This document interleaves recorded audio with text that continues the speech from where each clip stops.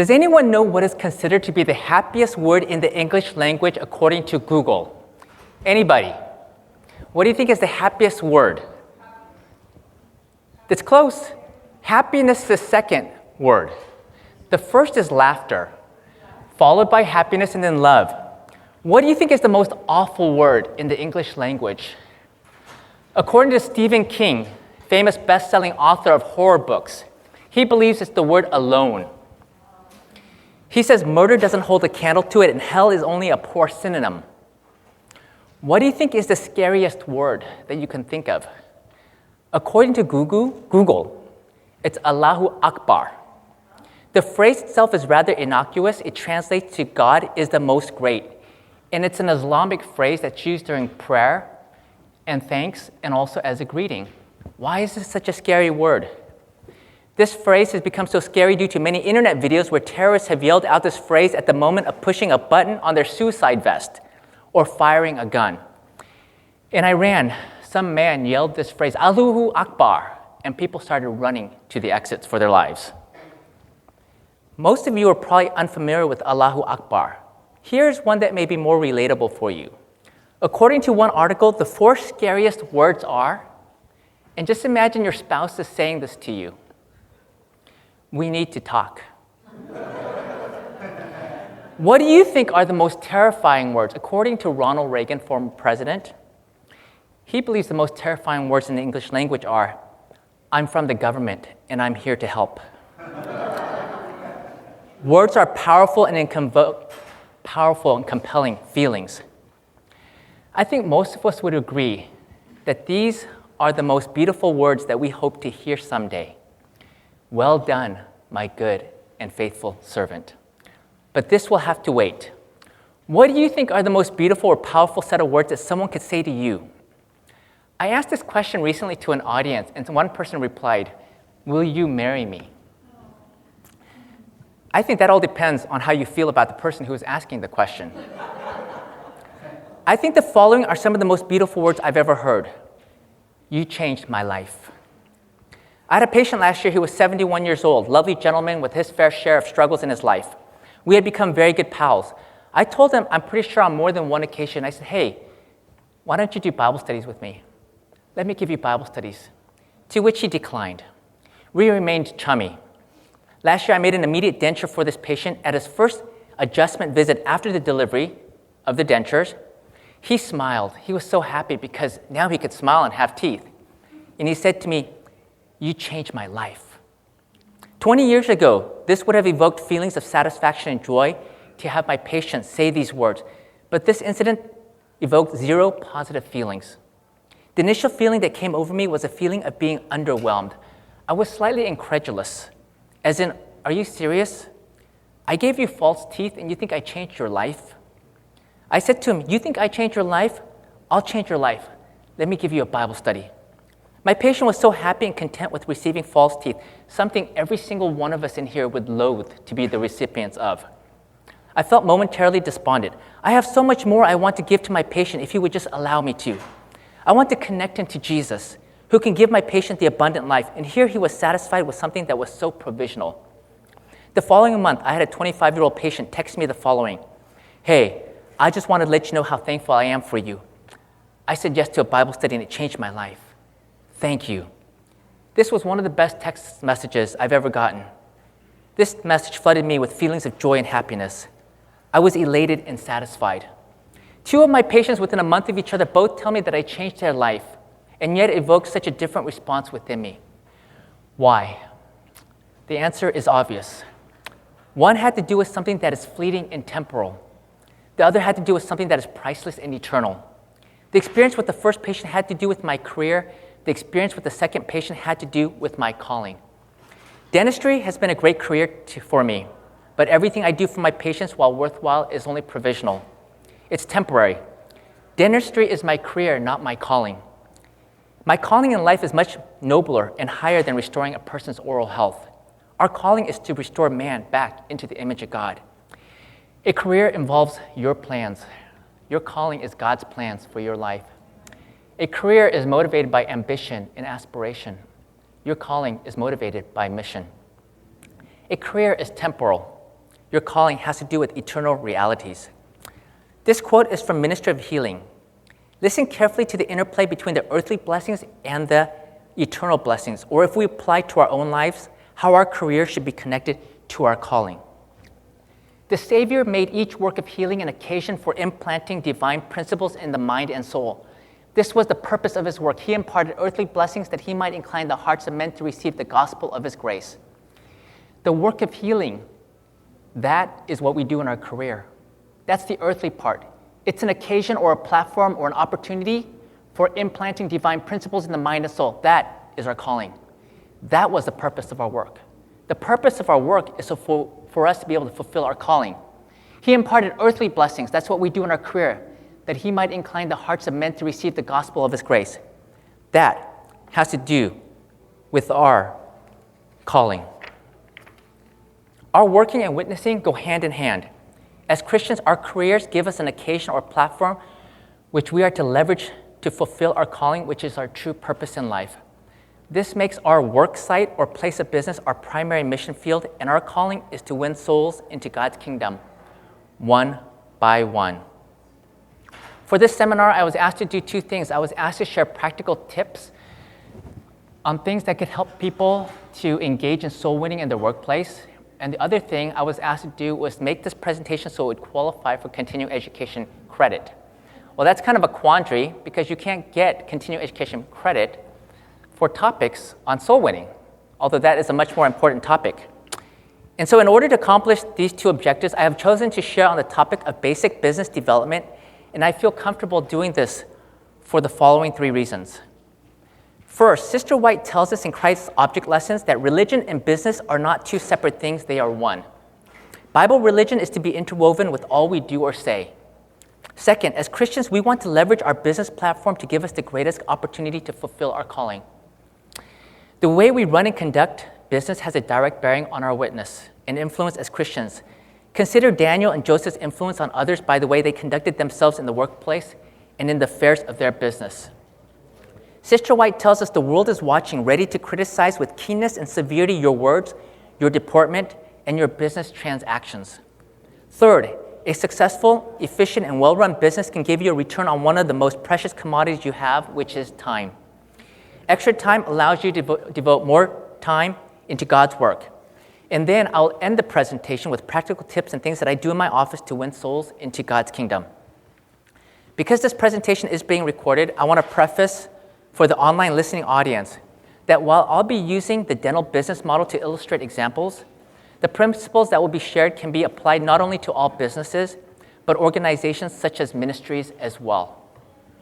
Let's begin with a simple question. What do you think is the most valuable commodity in business? It's not crude oil. It's not data. Forbes states the most valuable business commodity is trust. CNBC states the most precious commodity is your customer's trust. You know, the pen of inspiration tells us something similar. The greatest want of the world is the want of men, men who will not be bought or sold, men who in their inmost souls are true and honest. True and honest people are people who can be trusted.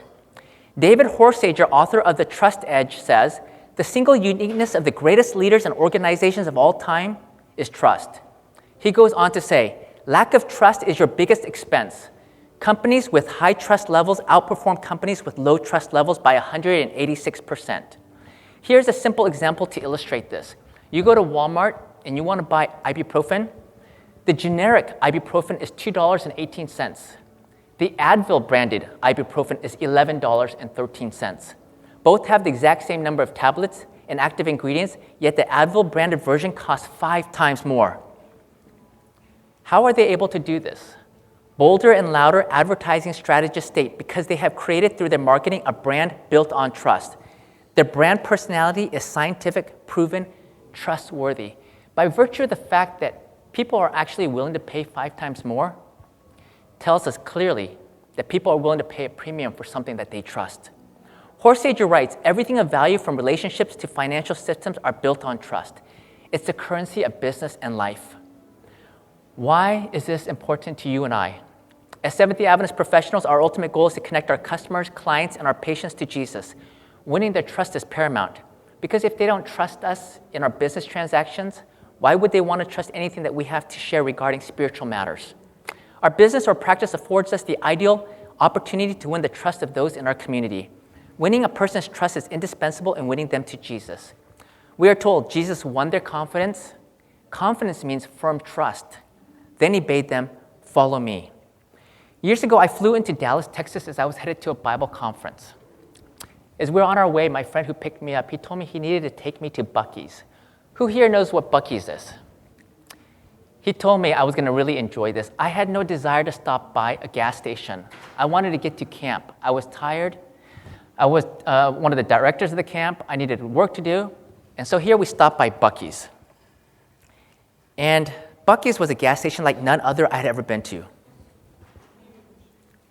To give you an idea of how big a Buc-ee's gas station can be, one of their location boasts 120 fueling positions, 1,000 parking spots, 83 toilets, 80 fountain dispensers, more square foot than a football field. They boast the longest car wash in the world. They have every kind of snack and treat imaginable.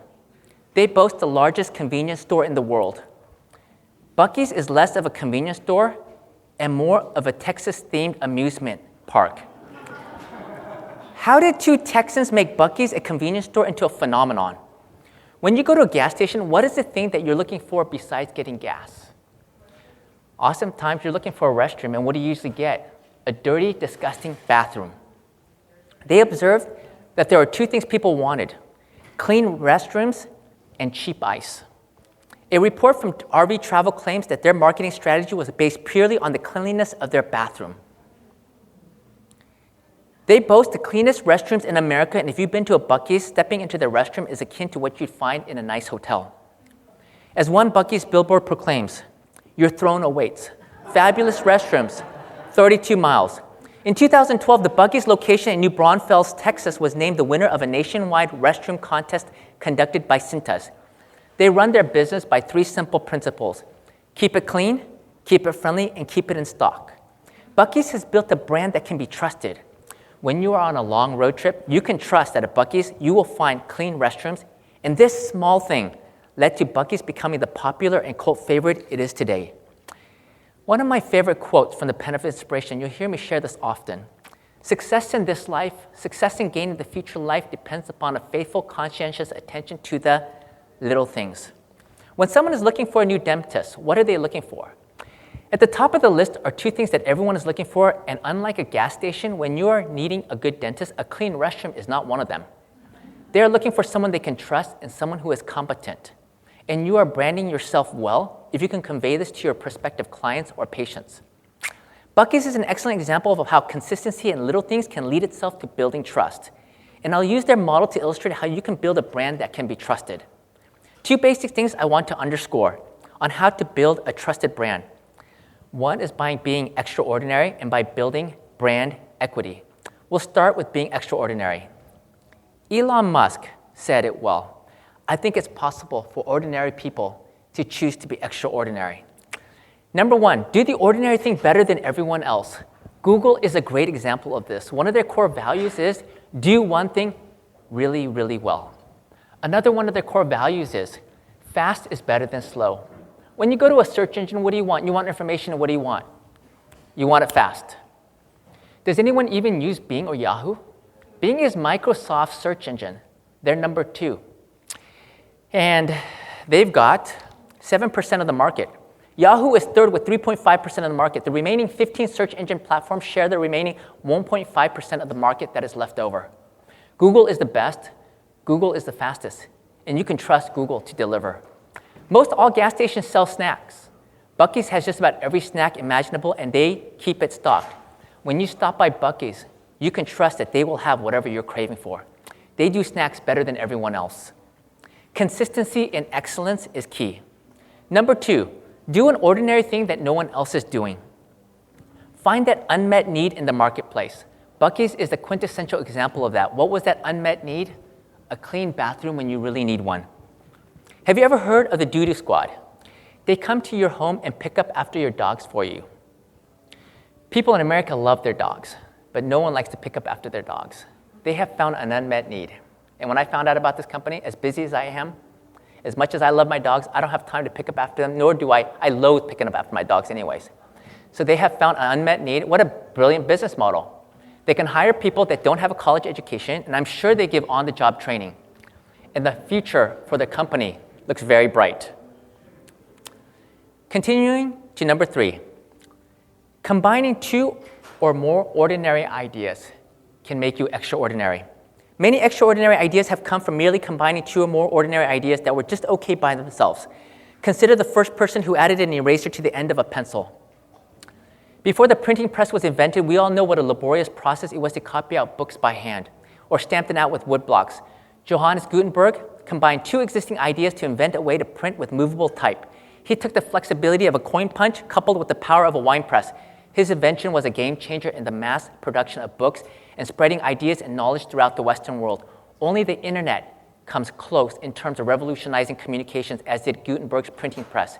Many new ideas are just combinations of existing ideas.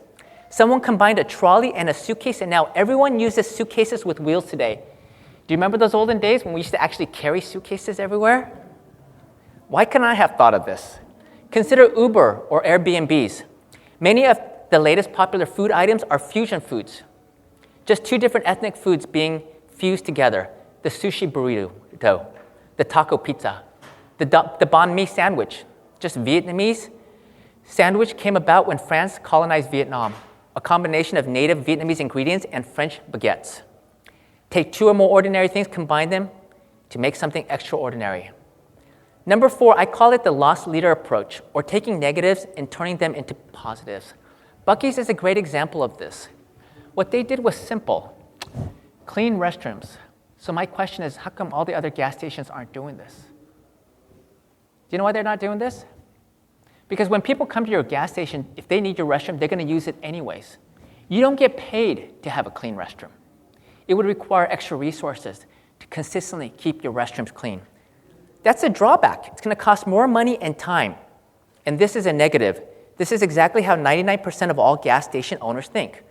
On the flip side, while Buc-ee's also doesn't make any money off of clean bathrooms, in fact, it costs more. However, clean restrooms result in more traffic to their gas stations, which in turn results in more sales of snacks and goodies at Buc-ee's. The net result is Buc-ee's is not just a gas station visit. They've turned it into a fun and popular most go-to experience. This is how they built brand trust. So how can we apply some of these things into your dental business in a saturated field where dental offices are a dime a dozen and the majority of dentists provide excellent care? How do you stand out? How do you rise above the status quo? So what I'm going to do is I'm going to just share something that I do practically in my office. And I had a cord. I'm going to have just someone come up here real quick. Can you just come on up here as a volunteer? Just come on up here. I just need a volunteer for this. And I'm going to just share something that I do with every single one of my patients. So imagine this is a new patient, and he's sitting in the dental chair. If you don't mind, let's just have you turn this way. If you don't mind, I'm going to just use this real quick. All right? So after I finish my comprehensive exam, what I say to the patient is, I have something that I'm going to share with you, and it's going to teach you everything that you need to know about teeth in less than 4 minutes. And usually they're kind of interested to know what this is. And I do this with every single one of my adult new patients. And I say to the patient, my goal for all of my patients is that when they're 95, that they're not wearing dentures. When I say that, you know what they do? They usually smile and they nod their head, because that's what they want to. What patients don't want is they don't want the upsell. That's what they're worried about at the new visit. What's this guy going to ask for? Does he want me to do this, whiten my teeth, and all this cosmetic? Patients don't want that. When you get a haircut, what do you want? You just want a haircut. Do you want them to sell you the expensive, marked up shampoos and conditioners? No, you just want a haircut. That's what 95% of your patients want too. So I just tell them, my goal is that when you're 95, you got your teeth and you're not wearing dentures. Okay? No one planned on getting dentures, right? You don't plan on retiring and going to get your dentures. And then it happens. And I say, see this picture right here? This lady's in her 50s, and you see that tooth, it's got nice bone all around it. You need good bone to hold your tooth in place.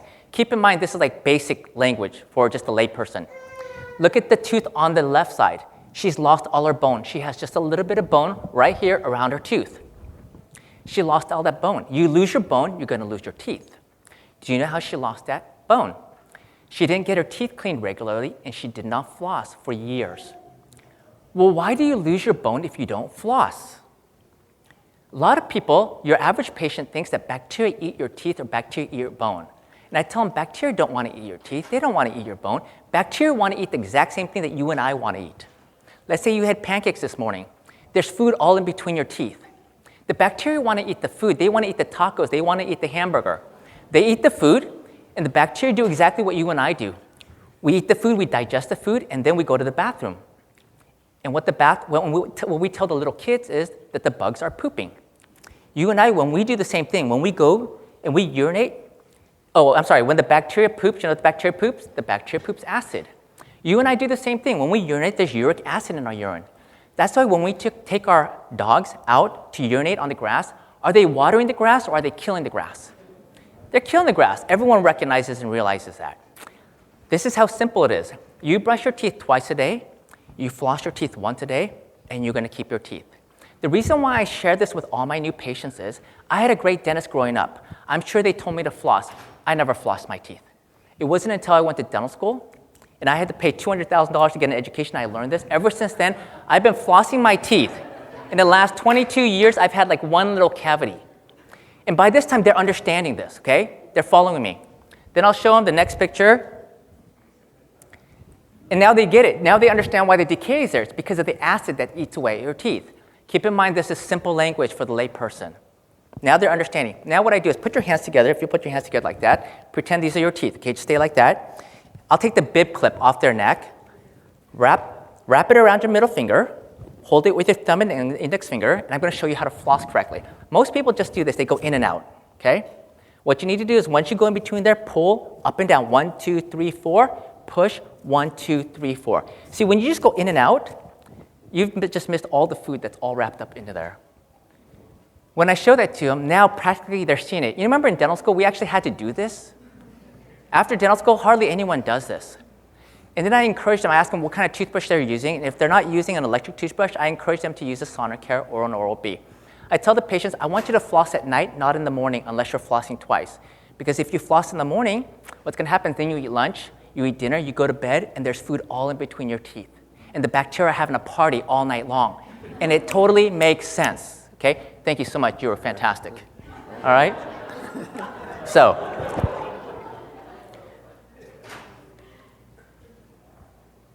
now, I only do this at the first visit with each adult new patient, rain or shine. So you can imagine I do this almost every day. You know what's a typical response that I will get? I've been going to a dentist for 30 years. No one's ever explained this to me. Nobody's ever showed me how to floss. My hygienist was telling me how the patient will say, wow, he took the time to explain this to me. So just think about this. If there's anything that our patients need to understand, or just two things, what causes the disease and how to take care of your disease. And the reality is, and I'm going to guess that there are some people in here that are actually explaining this to their patients, but in general, all across the world, hardly anyone's explained this to their patient. My hygienists tell me, who've worked for years as hygienists and they've worked for many other offices, I go, how many dentists are explaining this? They go, 0. And so here's the reality. Why are dentists not explaining this to their patients? For the same reason why Buc-ee's is the only one who's keeping their bathrooms clean, because we don't get paid to do this. This takes us 4 minutes of our time. But the moment when they say something to me and they go, wow, no one's ever explained this to me, I've just totally won their confidence. And then next, when I present the treatment plan, almost always, they will just take in the treatment plan because now they trust me. So this is just one example of something that we do practically in our office with every patient, rain or shine, to win their confidence. Now, I was at a doctor's office, and I was waiting, and he came over, and he turned on the video for me to watch him talk for about 4 to 5 minutes. And I was sitting there watching initially. I was like, this guy's smarter than me because, see, I have to do this with every patient. It's going to take me 4 minutes. This guy just played on a video. But quickly, I disabused myself of that idea because there's nothing personal or authentic about it. It just told me I was just another person on the assembly line.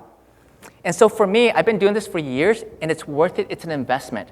But do you see how that sets my office apart from every single office in town? Because we're willing to take this, to do this. Now, a lot of dentists expect their hygienist to do this, right? This is the hygienist's job to explain this and to teach them how to floss. Ask your hygienist what they think about it. Because my hygienist, who's amazing, she'll say to me, it's different when you explain it to the patient.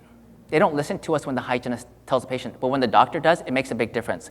So this is just one example where I took two things that are just ordinary. No one's doing this. If everybody was doing this, this would not make us extraordinary. But the fact that hardly anyone's doing this is what sets us apart. Now, this quote from Jim Rohn here. One customer well taken care of could be more valuable than $10,000 worth of advertising. Jim Rohn. By providing a service that most of the other dentists are not providing, we are providing value. This is how you build brand equity. It is the worth of your brand or social value, how your brand or business is perceived by the public. This gets you proof points. Proof points are the evidence that we are who we say we are. It's the facts and the data. In today's digital world, it's seen in rankings and testimonials. You want people to be talking about your business. How do patients find a dentist? 22 years ago when I started, I remember back then, if you wanted a full-page ad in the Yellow Pages, it was $1,000. And you hoped that your last name started with an A. My buddy, his last name was Abreu, A-B, so it was like he's first in the Yellow Pages. My dental office was Ambaum, A-M. So being on an A, you're listed higher. Like in insurance lists, you're up there. But the two most common way was, remember Chris ads? You could pay a lot of money and they would make beautiful flyers. Or you could create your own, and that's what we would do, create beautiful postcards and flyers. Or it was word of mouth from other patients.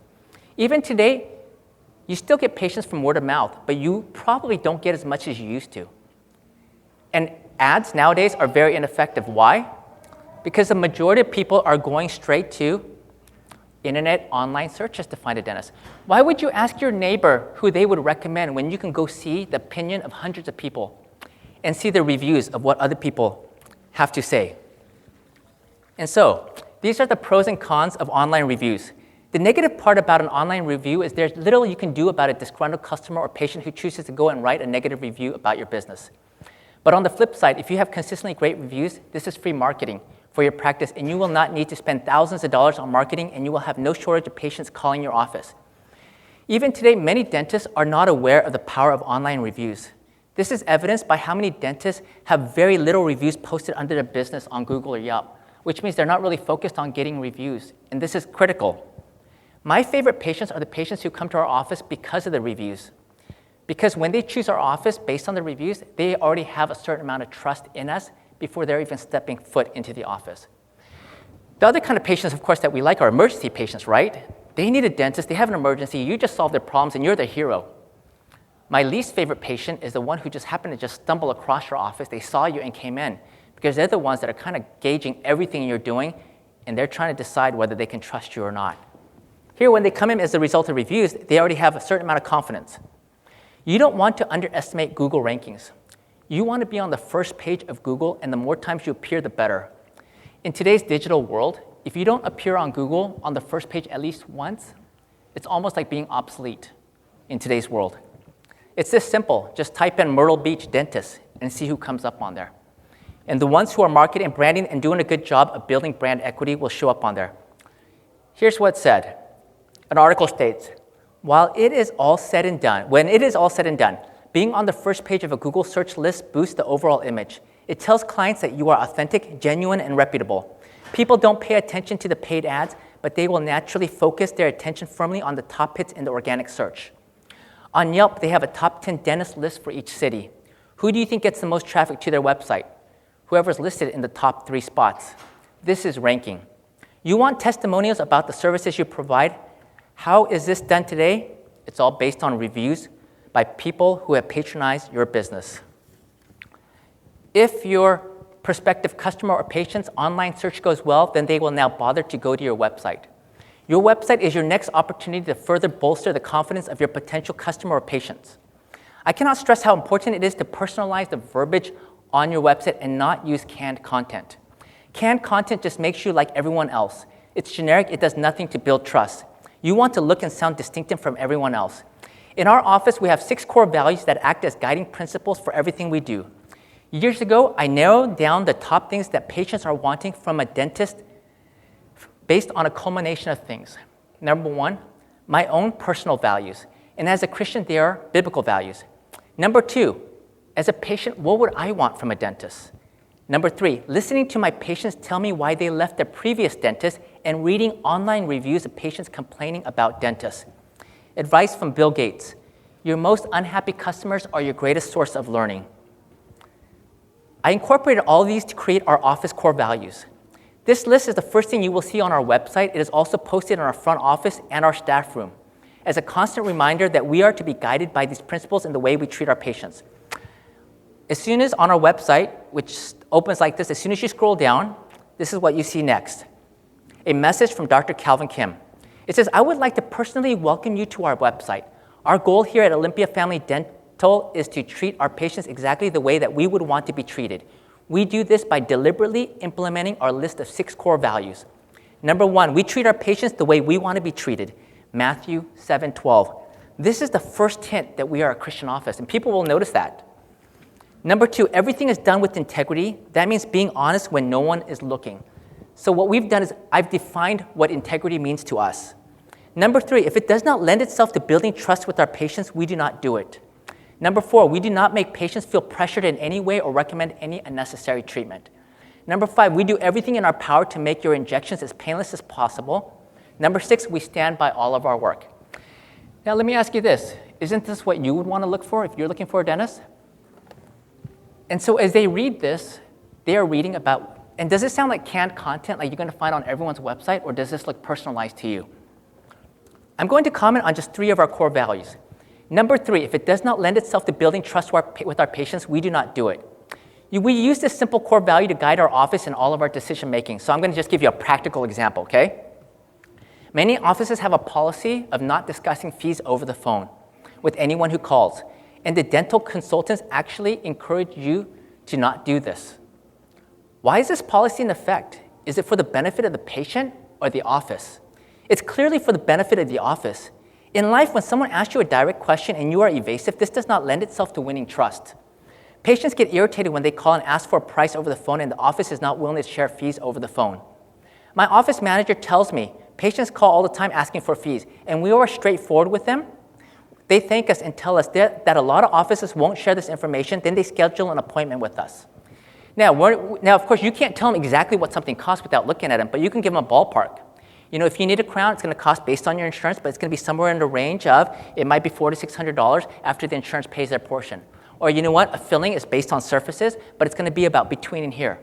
But many offices, what they're trained to do is you don't mention fees over the phone, and your whole goal is to get them to come to your office first. But see what that does? It doesn't lend itself to building trust. Number 4, patients hate feeling pressured and they hate the upsell. A common complaint I see from patients making negative reviews online is they are complaining that their dentist pressures them to do things they don't want. Here's an example. Good dentists, good dental hygienists, cons, always trying to sell me Invisalign and teeth whitening. And I love that Fred highlighted that during his presentation, right? We want to give the treatment that they need, and we're not trying to upsell things to the patients. The approach we take is to educate the patient, give them options, and let them decide. But we are deliberate about not pressuring our patients.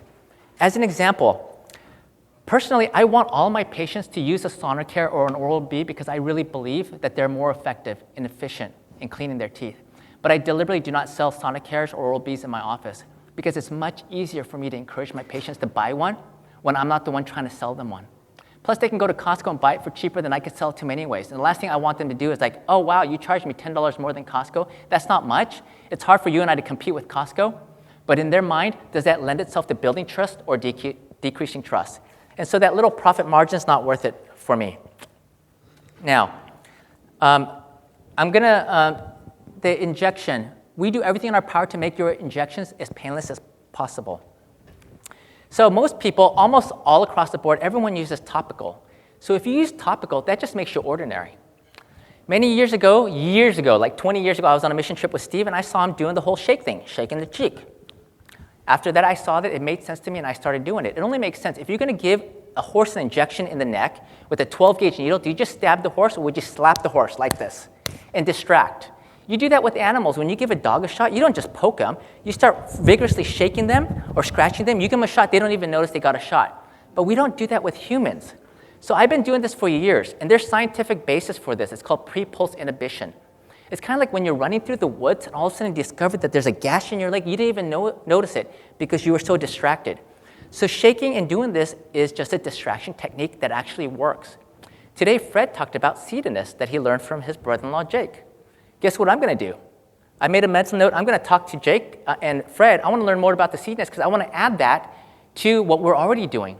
And so you just take a couple of ordinary things and you combine them, and that's how you become extraordinary. And Fred highlighted it so well. But yeah, when you give a painless injection, they think you are the greatest dentist. And so such a simple little thing that you can do. These little things are the things that will set you apart. Number 5, we stand by all of our work. That's one of our core values. Why do people love Nordstrom's and Costco? Because they have such a great return policy. If a patient is unhappy in our office, we will gladly redo the work or refund the patient, no questions asked. Now, I had a patient. He had transferred to my office from Texas. He had a bridge, and the bridge had broken. I said, how old was the bridge? He said, it's been a year. I encouraged him, call your dentist. It's been a year. He called the dentist, and the dentist's reply was this. According to the contract, it's been just over a year, and so it's null and void now. So I'm sorry, we cannot do anything. To his benefit, he's right. There's a contract, and you know what he did? He did the ordinary thing. But this goes against our first core value, which is we treat our patients the way we want to be treated. How would you feel? Because in my neck of the woods, a 3-unit bridge is about $4,500 right now. You paid this money, and now your bridge broke after 1 year. What would you want? If I was that dentist, it's very simple. I would say, if you come back to Texas, I will redo that bridge for free for you. That's not always feasible. In that case, depending on the situation, I would either say, I will give you half the money back for that to put towards your next bridge or implant, or I may just refund the whole amount, okay? But it's these kinds of things that have to do with your core values. And so it comes down to, how do you want to be treated? Our approach, our recommendations, our policies are all guided by our core values. They are the lens through which we measure and weigh all our decisions by. I cannot stress how important core values are to business success. The main reason that core values do not become a part of the culture of a business is when the leaders of the business do not live by them. Whether your core values are written or not, said or unsaid, if you live them, your office will know exactly what they are, and as they will see it demonstrated in day-to-day business. If there are no core values, then the focus falls on money, and that is what will be perceived by your patients or customers. This will not lead to building trust with your audience. A couple things I want to highlight about websites. Make sure your website is not outdated. I'm not just telling you what my opinions are. If you look online and look at the data, the professionals will tell you how important it is to have an updated website. Which is interesting. When I was putting this presentation together, a patient was telling me that he narrowed it down to 3 dentists in the area, but because we had an updated website, he chose our office. So it's the little things that do matter. Personalize it, as I mentioned. You do not want canned content. You don't want to look like everyone else. On the bio about me, I mentioned just one thing there. One of his passions is helping patients overcome their dental anxiety. I would encourage you to write something in there about anxiety, because patients will comment to us the reason why they chose us is because we had shared something about anxiety, and a lot of dentists don't. And you got to imagine how many people are afraid of coming to the dentist. And so I just share on there key components to accomplishing this to help people overcome their dental anxiety, making certain that the patients feel they are totally in control at all times, which is emphasizing raise your left hand if you feel anything at all. Number 2, explaining everything to them so there's no surprises. And number 3, of course, you've got to make everything painless. And after about 2 or 3, you guys all know, after a few good experiences, they get desensitized, and pretty soon we can help them overcome their anxiety. Your staff, include your bio on there. Pictures of your staff. All these things helps your prospective patients to get to know you before setting foot in your business. In every step of the way, as your audience is interacting with your business, you have an opportunity to increase or decrease their confidence in you. And increasing their confidence in you is pivotal for paving the way for soul-winning opportunities. Remember, the journey of 1,000 miles begins with a single step. And every step of the way, you can either win their confidence or decrease their confidence in you. Who is the most important person in your office? The answer is, it's whoever answers the phone, because they're the first point of contact. You could be the best dentist all around town, and unless your front desk converts that call into an appointment, they will never even get to meet you. This leads us to another critical component that is crucial to winning your customer or your patient's confidence and trust: hiring a competent and capable team. This is one of the biggest challenges for small business owners. How do you put a winning team together? Hiring is easy. Firing is a pain. Hiring the right person is challenging. Everyone is fantastic at their interview, and everyone is great for the first 2 months until the honeymoon is over. Then you really see what your hire is made of. My favorite company that I like to reference when speaking of hiring the right people is the Ritz-Carlton. I went to a seminar years ago presented by one of their managers or directors. It's one of the best presentations I've been to. The Ritz-Carlton is known for their legendary service, and they are the gold standard in hospitality. I love their motto. We are ladies and gentlemen serving ladies and gentlemen. They are so classy. Listen to their verbiage. Our ladies and gentlemen might not have the wealth, knowledge, or education of our guests, but they do have the same value. Isn't that beautiful? I wish I had time to tell you some of their amazing stories of going over and beyond, bending backwards to provide the best in hospitality and service. The speaker shared, they do not hire and then try to change people. You can't hire somebody who doesn't naturally smile and try to make them smile. They don't take someone who without the gift of hospitality and try to make them hospitable. They make sure to hire the right person in the first place. You can teach people how to do things, but you cannot change someone's attitude. This is important because it's easy to hire, but it's a pain to fire. I'm going to share with you what I do personally when I need to hire a new team member. This is something, I don't know, it just kind of came to me over the years. I think just from just having to let go of people and hire and trying to, as we're honing our ability to hire well. And this works really, really well, and you can incorporate this into your own practice. In the litigious world that we live in, where asking the wrong question could get us into trouble, how do we find out what they're made of? I personally don't put a lot of stock into working interviews because the working interview is like the original interview. Everyone's great on a working interview, right? You want to see what their true colors are. So an extensive reference check is critical. I only have to ask 2 questions. My first question is, on a scale of 1 to 10, how would you rate them? That's an innocuous question. They could say 5, 6, 9, or 10. My second question is, would you hire them back? That's all I got to ask. If they tell me that they would hire them back and that they're a 10, I will hire them like that. No questions asked. When they're willing to hire them back, that tells me they have a great attitude. You might have someone who's competent, and unless you really need that person, if they have a bad attitude, you're not going to want them back. But if they have a good attitude, you will want them back.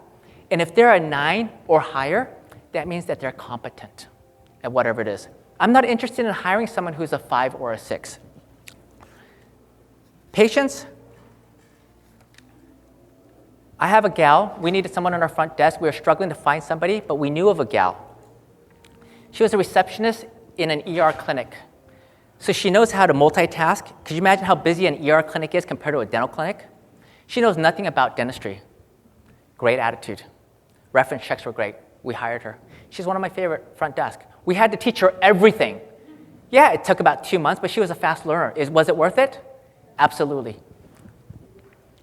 When you have a competent team of people with winning attitudes, you don't have to deal with office drama. People who are consistently rated a 9 or 10 on a scale of 1 to 10 are high performers. High performers are innovative and open to new challenges. They're intuitive. They're accountable. They're proactive, not reactive, and they're self-motivated. They have a growth mindset, not a fixed mindset. There was a company, due to issues, they had to let go of 2/3 of their workforce. So obviously the first 1/3 would be those who are pretty inept, and then the next 1/3 would probably be those who are probably mediocre. Now they were left with just 1/3 of their workforce. How do you suppose they did? What was incredible was they're left down to just 1/3, and they were still able to accomplish everything they needed to do. Why do you suppose this is? Because the 1/3 that was left were the high performers. Studies have shown that one top achiever can deliver as much productivity as up to 4 average employees. Many of you are high achievers. You don't get to where you are without being a top achiever, right? And you know that. A hard worker can accomplish so much more than someone who's lazy or inept. So high performers are valuable. High performers are excellent communicators. When I'm evaluating to determine if a person is a high performer or not, I'm watching how prompt they are in their communication skills. A high performer will return your message or call right away, and if they are not able, they will at least send you a message to let you know when they can get back to you. They are conscientious in the little things, and by watching how they communicate, this is an easy way to gauge what kind of hire you're dealing with. High performers are a little bit more expensive. Like most dentists, when I first started years ago, I was a typical business owner wanting to hire the cheapest labor. I have totally disabused myself of this, is I want to hire people who are actually command a higher wage, as they are worth their weight in gold. High performers are intrinsically motivated, and they will increase your bottom line. You may have an amazing team of high performers, but only one bad apple can spoil the bunch. One person who stirs this pot can make for a toxic environment. And sometimes, do you know who that bad apple is? It can be you. Or it could be your wife or your spouse, your husband. There's a saying that goes like this: 7s hire 5s, 5s hire 3s. My question is, who do the 3s hire? People are afraid to hire people who are better than themselves. The most successful leaders surround themselves with people who are smarter than themselves. One of Ritz-Carlton's remarkable policies is to permit every employee to spend up to $2,000 making any single guest satisfied. One of the things Ritz does exceptionally well is that they only hire the right people. They trust the people they hire and grant them exceptional discretional privileges to make sure that fundamental values are carried through. This leads us to the most important topic of delegating. Like most dentists, I used to be a classic micromanager. My brother-in-law is the founder and owner of Rainier Arms. It's kind of like the REI of AR-15s. Very successful CEO. He told me many years ago that I needed to learn to delegate. He told me when you delegate, you will lose some control, but you gain freedom. This is one of the biggest game changers for me personally. What delegating means is you are willing to trust your staff and you're willing to position them to tackle duties they are capable and competent of achieving. The result is threefold. You empower your staff, you boost morale, and productivity will increase. High performers thrive when they're given flexibility. They need autonomy. And when you stifle them with micromanaging, you're wasting your money on a high performer. According to a Gallup study, CEOs who excel in delegating generate 33% higher income, revenue. In addition to higher revenue, what do you get out of this? You get back one of the most precious commodities that you have, which is your time. Delegating frees up your time to focus on higher value activities. This is crucial for me. Free time is valuable to me as it allows me to actively engage in ministry. We have covered thus far just a few basic business development tips and principles that can help you to build a strong brand, or for our purposes, lend itself to winning the confidence of our prospective customers, clients, or patients. This is important as this should be a prerequisite before introducing your audience to the things that truly matter, things of eternal value. Because Jesus won their confidence, then he bade them, follow me. On this note, I'm going to transition and spend the remainder of the time on the topic that matters most, soul winning in the workplace. I have a feeling maybe half the people in this audience have maybe heard share my story before, and so just for those who haven't heard me share my story, it was about 18 months ago. I was on the phone with a friend of mine, and he was sharing how he had 20 Bible study contacts, and at the time I had one patient I was studying the Bible with, and it really made me pause to think about my time. Wow, my friend's got 20 people he's studying the Bible with. And I got down on my knees and I prayed and I asked God, I said, God, would you give me 20 people to study the Bible with? And in less than 5 months, I had over 20 Bible study contacts. And since then, I've given over about 340 Bible studies to over 60 people. And currently I'm studying with 24 people right now. Some have only done one Bible study with me, and some, even after baptism, they continue to come back to study the Bible with me. I've done a lot of exciting things in my life, and nothing compares to taking someone who wants to know Jesus and introducing them to Jesus and taking them all the way to baptism. And so what I want to do here is I just want to share with you a number of things that I do that are practical things that maybe you can incorporate if you want to get actively engaged in winning souls. I like to share my testimony when I can because few things make me as happy as when someone comes up to me and they tell me that they prayed and that God gave them Bible studies. Or they come and tell me that as a result that they are now giving Bible studies to someone. And so I don't want anyone missing out because it's one of probably the neatest things that I'm able to do or share with my patients. Because as I mentioned before, everything else that we do for our patients is so temporary, it's provisional. But what we do for them spiritually is of eternal value. So I just want you guys to please note that I'm just like you. I'm not a trained Bible worker. I'm just one beggar sharing with other beggars where to find food. And like Malcolm Gladwell's 10,000 hour rule, whatever you spend your time doing, you are naturally going to get better at anything you spend more time doing. I've made a lot of mistakes along the way. I have a whole presentation I do about all the mistakes that I made and all the things that I've learned from my mistakes. And, it's part of the learning process. So, first thing, if you are looking for soul-winning opportunities, after you spend quality time with God in the morning, when you pray, when you're done, ask God to give you divine appointments for the day. See, when you do that, you're uniting yourself with divine power for soul-winning success. So that's the first thing I would recommend doing. Second, I encourage you to adopt this mindset. Speaking of Jesus, we're told he saw in all souls whom it was his mission to save. When you adopt this mindset, all of a sudden, everybody that you see, your neighbor, your coworkers, your staff, your patients aren't just patients anymore. Now they become a soul to be saved. And you will look at people differently. You will treat people differently. We all have EGRs in our patient. You know what an EGR is, right? Extra grace required. We all have those kinds of patients, right? When you have this mindset, and all of a sudden now you know that they're a candidate for heaven, you will look at them and you will treat them differently.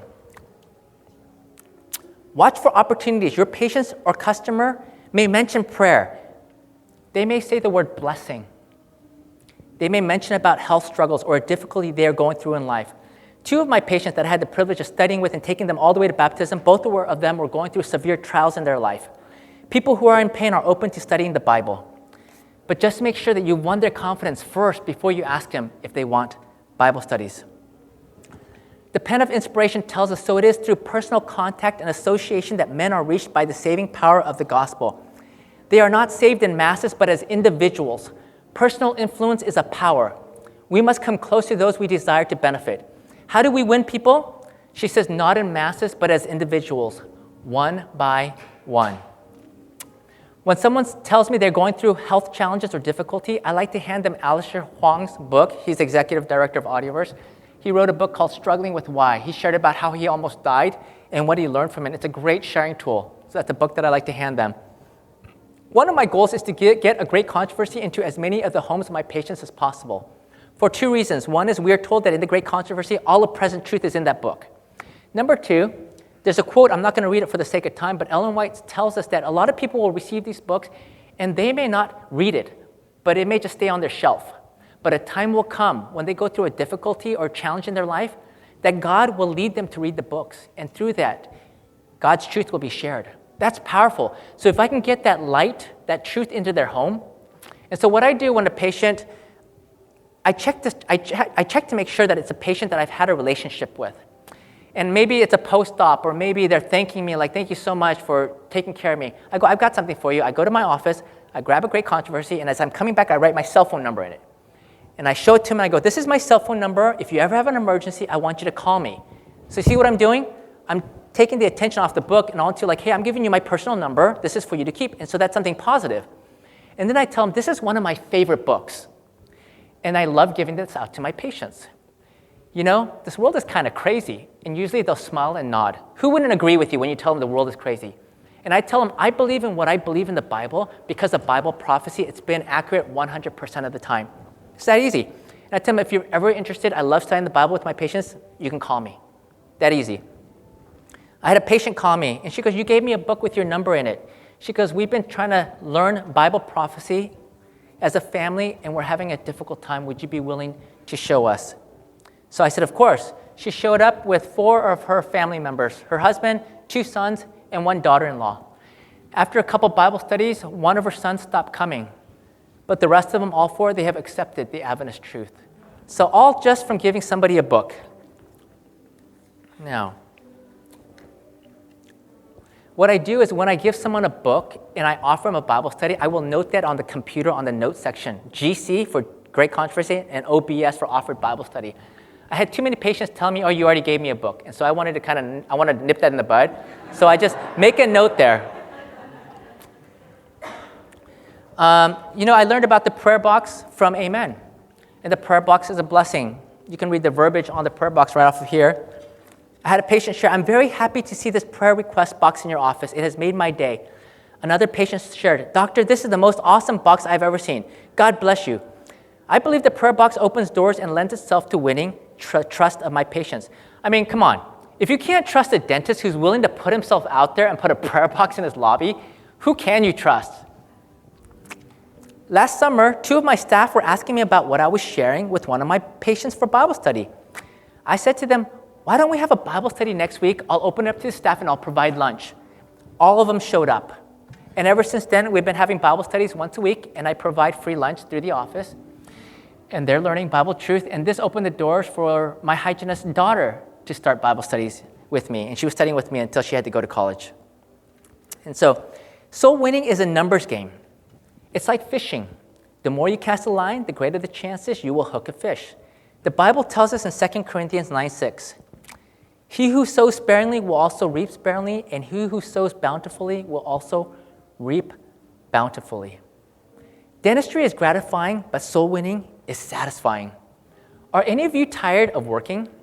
The new grads are loving dentistry. When I first started, I worked 5 days for 5 years. I loved it. For most in any occupation, after many years, it can be a different story. Most of my colleagues can't wait to retire. I used to spend time on an online dental forum years ago whenever a dentist would share that they were struggling with lack of motivation, discouragement, burnout, or depression. Here are the most common suggestions that the other dentists would share. Remodel your office. Basically, take on a new and engaging project to occupy your time. Give yourself something new and exciting to look forward to. Well, how many times can you remodel your office? Go take a CE course and learn a new procedure. Basically, learn a new procedure you can incorporate into your practice and increase your production, i.e. make more money. Number 3, go on vacation. Basically, go pamper yourself and make yourself feel better. And the other one was, go see a doctor. Go get put on antidepressants. These suggestions are typical of the meager and fleeting solutions that the world has to offer. All of these suggestions can temporarily gratify, but they cannot satisfy. They cannot fill the deeper longings of the heart. None of these solutions lead to the abundant life that only Jesus can give. After 22 years, I still find my career to be gratifying, but soul winning, which is my calling, is so satisfying. Becoming active in soul winning has been a game changer for me. When you are focused on soul winning, every day you go to work becomes a mission opportunity. As we come to an end, I'm going to end with just 2 stories to share how being actively engaged has changed, and soul winning has changed my life and what living the abundant life looks like to me. For men in particular, our identity is often closely connected to our careers. Men often define themselves by the work that they do. In my own life, I've seen that few things bother me or stress me out as much as things that have to do with my work. This summer, I had a lot of ministry projects and speaking engagements, and as I was working on putting together presentations, I prayed and I would ask God, can you give me a testimony to share? In the middle of the summer, I had a patient threaten to sue me. In 22 years, I have never been sued yet, and for me, getting sued and dragged through the court system was at the top of the list of things that I hoped I'd never have to experience in life. While normally this would have caused me a great deal of stress and anxiety, it hardly bothered me, and I hardly thought about it. My office manager, who knows me very well, was like, who is this guy? Because she knows that this kind of thing would normally cause me a great deal of stress. Frankly, I was too busy with much more important matters. When we focus on winning souls and actively engaging in Bible studies, we are dealing with the most important matters of life, things of eternal consequences, the destiny of men and women, and everything else becomes trivial and insignificant. I asked God for a testimony, and he gave me a testimony. What previously would have caused me a great deal of stress and worry, I lost 0 sleep over the whole issue, and I hardly gave it much thought. I just put it in God's hands and trusted that he would resolve the whole issue and kept my focus on the ministry work at hand. Sure enough, God helped us with the problem. It got resolved, and there was no lawsuit. I prefaced at the beginning about our careers and our calling. Our careers are temporal. It's provisional. It will soon pass. Things like lawsuits have to do with our careers. In the grand scheme of life, it's quite trivial. On the flip side, our calling has to do with things of eternal consequences and eternal value. These are the things that do matter. Daniel in the Bible, his career or platform was that of being on the king's payroll. He was one of the king's wise men. But that was his career. His calling was much greater. Daniel's calling was to reveal who God is to the world. Daniel was faithful. In 2,600 years, his legacy continues to reveal to the world who God is through the prophecies in his book, the book of Daniel. 2 times in the book of Daniel, under 2 different kingdoms, Daniel's life was at stake. In Daniel 2, under King Nebuchadnezzar's rule. In Daniel 6, under King Darius' rule. In the Medo-Persian Empire, his life was at stake. And what amazes me, both times, do you see any kind of fear or concern for his life at all? You don't see Daniel losing any sleep over this. In the past, I had experienced times when I lost sleep over work-related issues. And I wondered, how am I going to make it through the time of trouble when trivial work or patient-related issues could cause me to lose sleep? And through this experience, albeit a threat of a lawsuit is nothing compared to a death decree, I'm learning slowly that as I focus my attention on fulfilling the calling that God has for me in my life, I'm finding that the things that used to bother me no longer a cause for worry or concern. One last story. During COVID, my twin brother had come up with a COVID survey.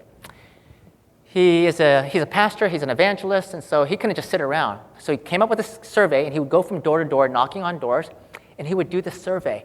And at the end, people were like, wow, they graciously received the great controversy from him. So he encouraged me to try this. So I started doing this in my office, and I couldn't believe how well received the great controversy was. I mean, normally you give someone a big, fat, thick book, and they're kind of like, they're not super excited to receive the book. And here they're like, yeah, thank you, I'll read it. Anyways, I had a patient during COVID. This gentleman had mentioned in our conversation the Paradise Seventh-day Adventist Hospital. So I was excited. Here I've got a patient who mentions the Adventist Hospital, so I had to do the COVID survey on him, gave him the book, and I knew his wife was being seen in the hygiene room, so I made sure I'm going to go canvass her. And after her visit was over, I asked her to come into my office, and I did the COVID survey to her, and I gave her the great controversy. My first hint that something went wrong was the fact that she left the book on the front counter when she left the office. Then, a few days later, the Department of Health called me, and she had made a formal complaint, and they were very nice about it. And she had made a complaint. I'd taken my mask off when I was talking to her, blah, blah, blah, blah. I mean, she everything she could think of. Now, at this point, I'm hoping that she does not write a negative review online. And she didn't. A number of months later, we discovered she did. But it was in the hidden section, so most people can't find it. Some months, and I was like, wow, God, thank you, God. You hid that review so no one can see it, because it was a horrible, scathing review. She made me look like I was a crazy dentist, and like I held her hostage. And then a number of months later, it popped up right on the front page of Yelp. Now, as I shared earlier, the majority of our patients come to us from our reviews. So we guard our reviews and we value our reviews because that's our main source. And the majority of our patients read these reviews. And my heart sunk when I read her review. It was so scathing. What would you do when your heart sinks like that? Get down on my knees. And I prayed. And as I got off my knees, the feeling of stress and worry just dissipated. And then I had a feeling of peace come over me. And the thought that came to my mind was that if God can make a donkey talk, God can blind the eyes of people. God can open people's eyes. God can make it so that people can't even see the review, even if it's on there. What do I have to worry about? I had total peace. You know what's odd? That's one of my favorite reviews now. Do you know why? Because it's the first time in my life that I've been persecuted for doing something for Jesus. I've been persecuted plenty in my life, and every time I probably deserved it. But this is the first time I actually did something for Jesus. And I was like, God, you're so good. So what does the abundant life mean to me? The abundant life means to me is that, you know what? We know that we will have storms in life, but God will carry us through those storms in life. And He is by our side. And we will have that peace that surpasses understanding. And that, to me, is the abundant life.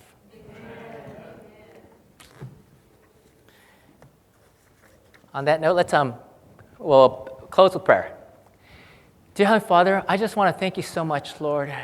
You've given us each a wonderful career, but help us to recognize that we are to use our career. It's a platform, and we want to leverage that to fulfill our true calling, to restore man back into the image of you. Lord, the world is hurting out there for a knowledge of who you are. Keep us faithful and help us, Lord, in all that we can do to bring glory and honor to your name. And through this process, Lord, we thank you that you will give us the abundant life that we can have only in you. This we pray in Jesus' name. Amen.